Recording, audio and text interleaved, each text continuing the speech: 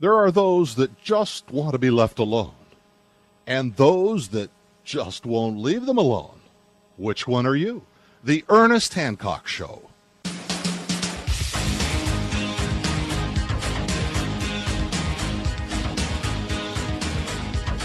Welcome back to Declare Your Independence with me, Ernest Hancock, each and every day here from the beautiful studios of Freedoms with an S, freedomsphoenix.com here in Phoenix, Arizona, where it's very nice for the Freedom Summit. You come, the first weekend in December, this weekend, starting Friday, then all day Saturday, and all day Sunday. We got, really big show going for you. And the thing is that it's a very nice, and it's Christmas time. So that's one of the deals last year we had at the same resort, the Sheridan Crescent here in North Phoenix, and we made sure that, hey, you know what? That Christmas tree is really nice. All the lights and everything. We want to make sure we got lights. So that's what they're taking care of for us. The one thing I wanted to make sure before we had to we run out of time with Bumper Hornberger is that, there's a lot of things, a lot of legislation, and I know you're not, got all the expertise on this S510, the food thing and so on, but it seems just on the face of it that you all of a sudden give government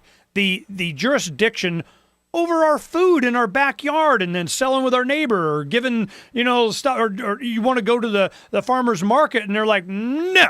And I'm going, wow, if this isn't a sign, how repressive does it have? We got now these scanners are riding around with trucks, Department of Homeland Security, just scanning people on the street.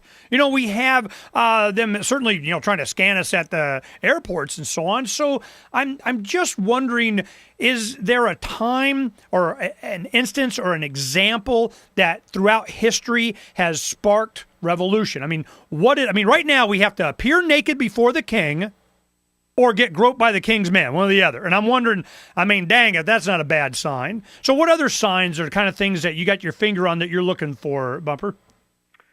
Yeah, that's a fascinating question. I'm not really sure. I figure that you just got to keep doing what people like you and I are doing, and that is speaking the truth to people and sharing them this reality of what's going on in this country, and then just watch the results. This is one area where I really think you cannot predict the outcome, that whatever happens, and hopefully it'll be something good, it's going to be the results of human action, of all these libertarians doing little things, sharing articles with their neighbors, forwarding good articles by email, and that there's really no central plan. There's no real way to say, this is the key, this is how we're going to achieve freedom. We just got to keep working in the vineyards with the faith and the conviction that ideas ultimately will triumph, especially sound ideas on liberty. That's the one thing that we did. That was the definition, one of the About Us that we did, 10 years ago with the Freedom Summit was, there is no central plan for freedom. Mark Victor came up with that. He's like, hey, man, there's no central plan for freedom. And I'm going, oh, what a better way to put it, because everybody's got a central plan. If everybody did what I said, then peace would reign. Freedom would dominate. And I'm going, yeah, it doesn't work that way. And you're one of the early, of course there was FEE and other organizations before you and so on, but you were one of the early ones. Certainly you embraced the internet as it was coming on. Well, how did the internet change what you do at Future Freedom Foundation? That had to have an impact. It had a tremendous impact. It changed everything for us because it hurt us too, ironically. We were selling our journal, Freedom Daily, by subscription. And at the peak, I think we had around 6,000 subscribers, which was a big chunk of our revenue. We depended on that. Then the internet comes and it hits us that, okay, with the print journalism, we're hitting 6,000 people plus the ones that are shared in the articles and so forth. But all of a sudden, the internet opens up everything. It's the big equalizer. We can now reach an unlimited number of people at a fairly low cost. We're now up there with the foundations that have the multi-million-dollar budgets. So at that moment, when we figured that out, we said, let's just put it all for free. And we were one of the first ones to start putting subscription stuff for free. And we said, let's just do it. This is our job to spread liberty, and this is our chance. Well, our subscriptions over the next several years just plummeted. Our subscription revenue just dropped.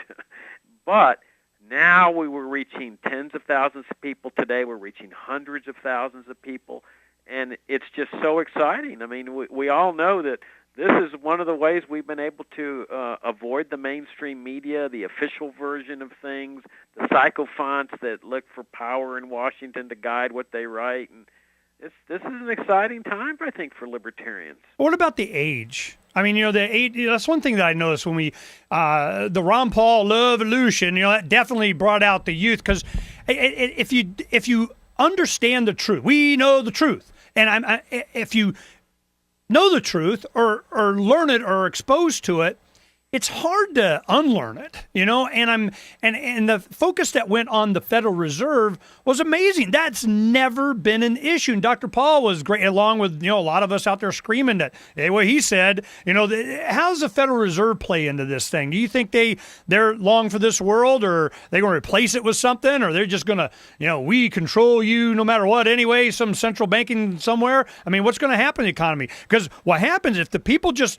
buy, what is it? There's some bank opt-out thing coming in early December. Within a couple of weeks, they're saying, just pull all your money out of the banks and buy silver. And I'm going, well, we know what's going to happen if they do that. How successful do you think an effort like that might be? Oh, that's a fascinating question. I don't know, but I'll tell you one thing. I've seen Ron Paul at these college groups and stuff, and it's amazing. He's like a rock star. And they start chanting in the Fed. They understand what most Americans don't understand, that this is an engine of confiscation, surreptitious confiscation, that it's been debasing the dollar since it was founded in 1913, that it was the cause of the Great Depression, not the failure of free enterprise. And so there's this monumental breakthrough among a lot of young people, but people of all ages. I mean, that's what's exciting about libertarianism, but especially, among these people that Ron Paul attracted to the movement. I don't know what's going to happen with the Fed, but it's great that Ron Paul may be the chairman of that subcommittee that monitors the Fed, and it would be nice to have them audited, but ultimately the idea is to abolish this thing. It's alien to a free way of life. It should never have been established. The one thing that I think you'd be encouraged by if you hadn't already seen it, because you and I were speakers at the Liberty Forum in New Hampshire just this last spring. And I tell you, from that point, and then we went to Porcupine Festival, and what we learned is that these young people have already started to have their own silver pricing of everything. If you go to buy a T-shirt or a book or whatever, they got X amount of Federal Reserve notes or this much in silver or gold. So they're already starting to do this, and they're purchasing. I've started to go around and buy as much whenever I can afford it. When I buy silver now, I buy the pre-1964 silver coins that are 90% silver because they're in denominations. It's easy to trade, So it seems like it's already starting to happen. And when things start to imply, that's why I'm so worried about this food thing, because if you're able to, with technology and good gardening, good seeds and materials and so on, you can sustain yourself. We do in our backyard. We have 6 chickens in my backyard in Central Phoenix. I got a garden. So we supplement quite a bit. And I'm going, if we are able to do that and get a little bit more land, and we could trade and barter that with our neighbors and friends and have a commodity, I'm going, yeah, that would be good. I think the people would be able to sustain themselves, but they go, no. We know what you guys are, you freedom-minded, oriented individuals. We know what you're thinking, and you're not allowed. You are so not allowed. So I wonder how are you going to ride this out? I mean, do you have I got my my mobile home out in Lone Prairie somewhere, or are you just kind of hoping to meander through the cracks and you'll be nice as you get your pat downs? I mean, I'm just wondering how you're going to deal with this. Well, I just all I do is keep your address everywhere I go in my wallet and so forth. And that's where I'm heading. I wanted to know where you were going. This is, and a lot of times when I talk to people about this stuff, some of them have, an idea of what they want to do, and it really comes down to what's the one main thing. Let me give you some options. Buy a lot of food, buy silver, Are you willing to advocate that they cash in at whatever loss, 401ks and everything else, and just go buy precious metals or food? I mean, you got like a half a minute to save people. Go ahead and tell them what you want them to know to save themselves. Hey, Ernie, before we finish, let me give a plug for your conference. I've spoken there before. It's fantastic. Everybody ought to sign up and go. It's awesome. Thank you. And they learn a lot from people just like Jacob Hornberger from the Future of Freedom Foundation. It's FFF.org.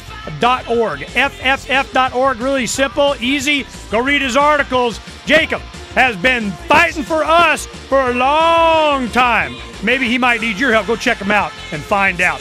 Hey, Bumper, thanks for coming on, man. It's always great to, know there's another person out there fighting for freedom, and we need you, brother, and I'm glad you're there. It's an honor and a pleasure. Thank you, Ernie. Good luck on the conference. Hey, thanks. We'll be with you tomorrow. We have Barbara Peterson talking about S510 tomorrow. You come back.